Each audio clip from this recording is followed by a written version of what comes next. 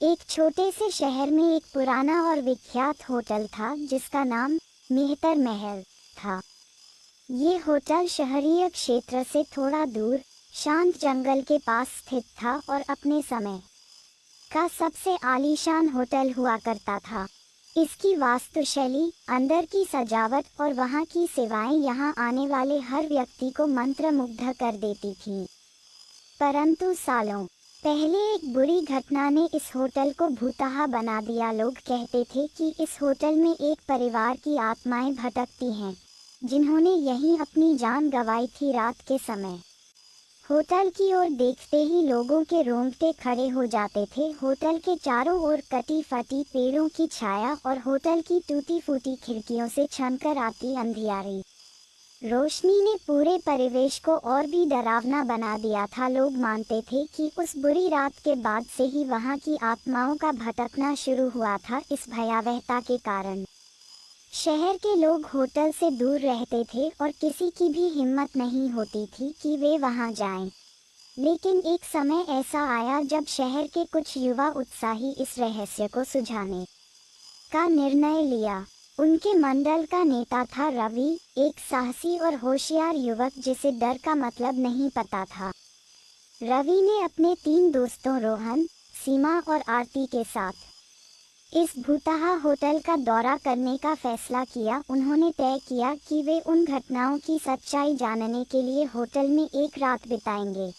जैसे ही वे होटल पहुंचे, अंधेरा छा रहा था और हवाओं का शोर सुनाई दे रहा था। होटल के बाहर का माहौल ही डराने वाला था, लेकिन रवि और उसके दोस्तों ने अपनी हिम्मत रखी और होटल के अंदर चले गए। होटल के अंदर का वातावरण बेहद रहस्यमय और भयानक था। दीवारों पर धूल जमी हुई थी, फर्श हर कदम पर झंझनाट कर रहा था और हर कोने से रहस्यमय आवाजें सुनाई दे रही थीं। उन्होंने रिसेप्शन हॉल में प्रवेश किया और वहां की हालत देखकर चौंक गए। पुराने फर्नीचर, टूटी हुई टेबल्स और धूल भरे काउंटर वहां लगे पुराने चित्रों में होटल के सुखद दिनों की झलक मिलती थी। अचानक रवि को महसूस हुआ जैसे कोई उन्हें देख रहा हो। उसने अपने दोस्तों को शांत रहने के लिए कहा और मुख्य हॉल में आगे बढ़ने का सुझाव दिया। मुख्य हॉल में चलते समय उन्होंने देखा कि एक पुरानी लिफ्ट थी जो बंद हो चुकी थी और लिफ्ट के दरवाजे पर खून के धब्बे थे। दीवारों पर लगे चित्रों में होटल के स्वर्णिम दिनों की यादें ताज़ा हो रही थीं, जब ये जगह जीवन और हंसी खुशी से भरपूर थी।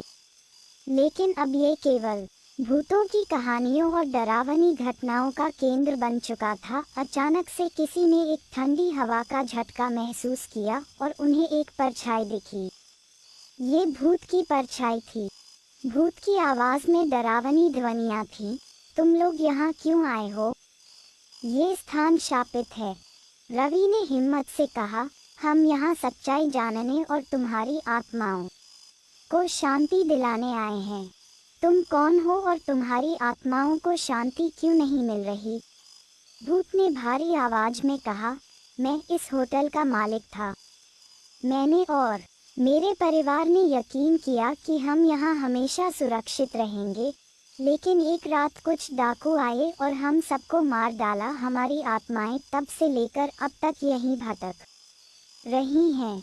हमें न्याय चाहिए। रवि ने वादा किया कि वह इस घटना का पर्दाफाश करेगा और उनको न्याय दिलाएगा। अगले दिन उन चारों दोस्तों ने शहर के लोगों को पूरी सच्चाई बताई और पुलिस को सबूत दिए। पुलिस ने जांच की और डाकुओं को गिरफ्तार कर लिया। जांच के दौरान उन्हें कई रहस्यमय तथ्य और सबूत मिले जिससे डाकुओं को सजा दिलाने में मदद मिली। पुलिस ने पुराने कागजात, खून के धब्बों और छुपे हुए गवाहों की तलाश की। पुलिस की जांच के बाद डाकुओं को पैसों के लालच में इन मासूम लोगों की हत्या करने का दोषी पाया गया।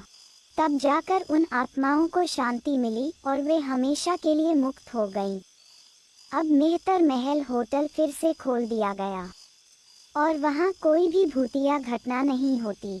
होटल की पुरानी शान धीरे धीरे लौट आई और लोग फिर से वहां आने लगे।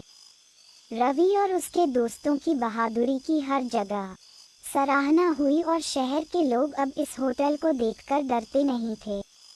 रवि, रोहन, सीमा और आरती की यह कहानी साहस और सच्चाई के प्रति उनकी दृढ़ता के रूप में शहर में प्रसिद्ध हो गई। मेहतर महल अब न केवल एक आलीशान होटल था, बल्कि एक ऐतिहासिक स्थल भी बन गया जहां लोग इस होटल की भूतिया कहानियों को सुनते और रवि और उसके दोस्तों की बहादुरी को सराहते।